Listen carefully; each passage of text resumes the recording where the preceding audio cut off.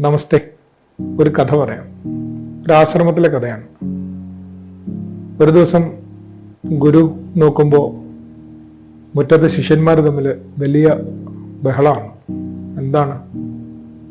ഒരു ശിഷ്യൻ പറയുന്നു, ആശ്രമത്തിന്റെ മുറ്റത്തുള്ള ആ കൊടിമരത്തിലെ കൊടി അതിങ്ങനെ ഇളകുന്നുണ്ട്.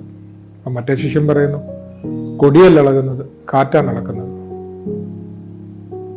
രണ്ടുപേരും തമ്മിൽ അവരുടെ വാദത്തിൽ ഉറച്ചു നിൽക്കുകയാണ്. ശണ്ട കൂടി ഗുരു പെട്ടെന്ന് അടുത്ത് വന്നു.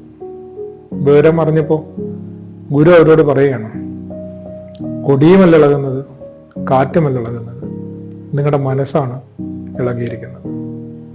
ശരിക്കും എത്ര നിസ്സാര കാര്യങ്ങളെ ചൊല്ലിയുള്ള മനസ്സിളക്കങ്ങളാണ് ഇന്ന് നമ്മുടെ പരിസരങ്ങൾ മുഴുവൻ. ആദരവോടെ.